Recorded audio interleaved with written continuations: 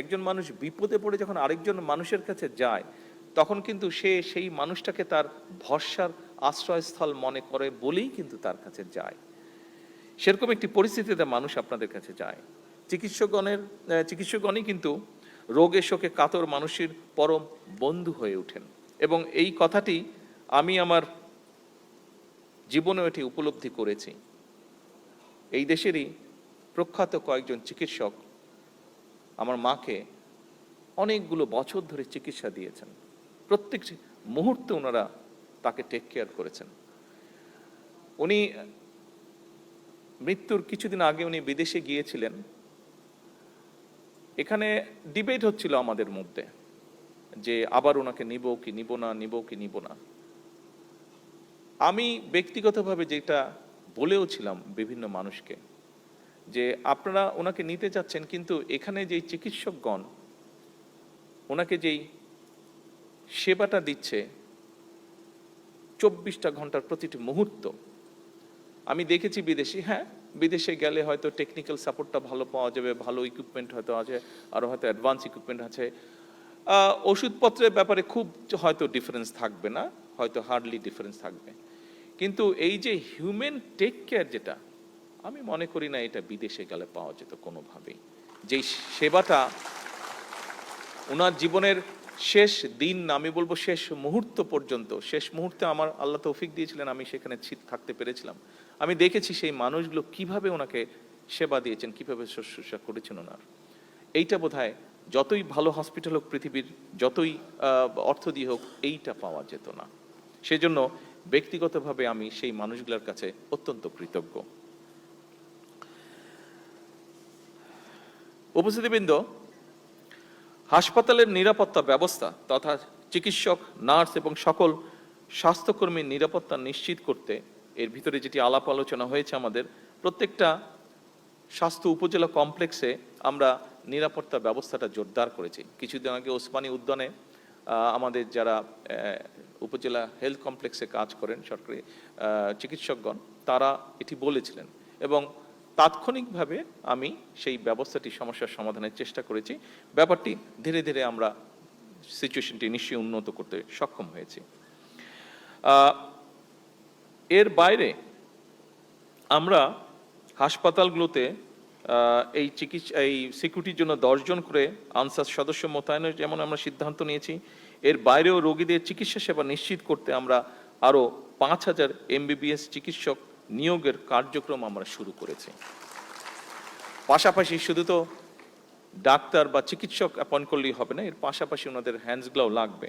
ফলে আমরা nurse, medical technologist যেটি আমরা আলাপ করেছি, ফার্মাসিস্ট, মিডওয়াইফ এবং অন্যান্য স্বাস্থ্য পেশাজীবী যেগুলো আছে, বিদ্যমান আছে, সেগুলো শূন্য পদও দ্রুত তার সাথে যাতে এই শূন্য পদগুলো পূরণ করা যায় সেটির প্রক্রিয়ার কাজও আমরা শুরু করেছি।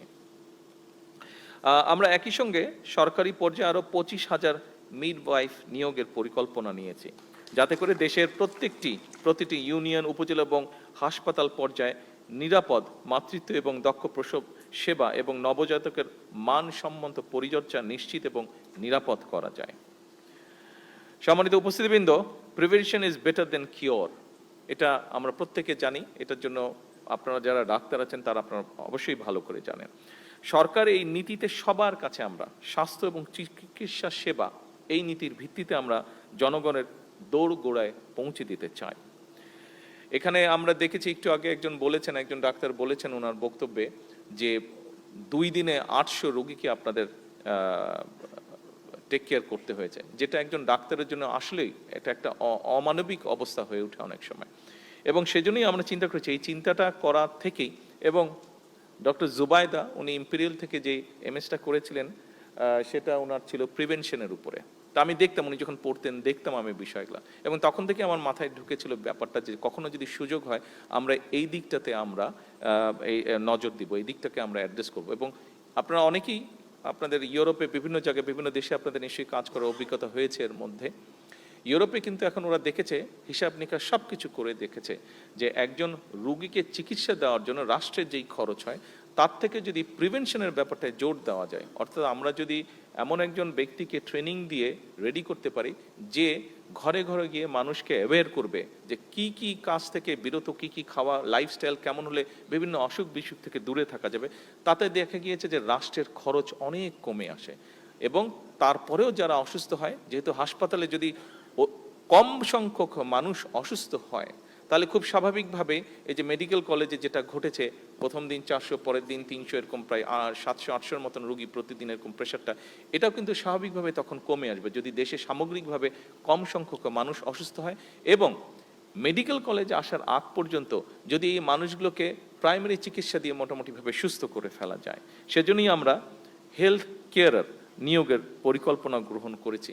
যে এই হেলথ কেয়ারার যারা হবেন তারা যাবেন আমাদের দেশে মোটামুটিভাবে কয়েকটি অসুখ বিসুখ, যেমন কার্ডিয়াকের ব্যাপার, কিডনির ব্যাপার, অসুখ, আপনার ডায়াবেটিকের বিষয়, অর্থাৎ এইগুলো কি কি লাইফস্টাইলটা কেমন হলে, কি কি খাদ্যদ্রব্য পরিহার করলে, কি কি খেলে এইগুলো থেকে রক্ষা পাওয়া যাবে, আমরা এই হেলথ কেয়ারার যারা আছে তাদেরকে আমরা এই বেসিক ট্রেনিংগুলো আমরা দিব। তারা গিয়ে ঘরে ঘরে গিয়ে নারীদেরকে যদি সচেতন করে, আমরা আশা করি আমরা আজকেও যদি কাজটা শুরু করি, এটার আগামী 10 বছরের মধ্যে ইনশাল্লাহ এটার একটা এফেক্ট, আমরা ভালো এফেক্ট আমরা পাবো। এবং সেক্ষেত্রে আমাদের ডাক্তারদের উপর একসময় গিয়ে চাপ কমে আসবে, একসময় গিয়ে স্টেটের, রাষ্ট্রের খরচ, চিকিৎসা ক্ষেত্রে খরচ, সব কিছুর উপরে আমাদের চাপটা কমে আসবে। যারা অসুস্থ হবেন, আমি ব্যক্তিগতভাবে আশা করি আমরা যদি মোটামুটিভাবে ইনশাল্লাহ এটাতে সাকসেসফুল হতে পারি, তাহলে তারপরেও যারা অসুস্থ হবেন তাদেরকে আমরা অনেক বেটার ট্রিটমেন্ট আমরা তাদেরকে দিতে সক্ষম হব।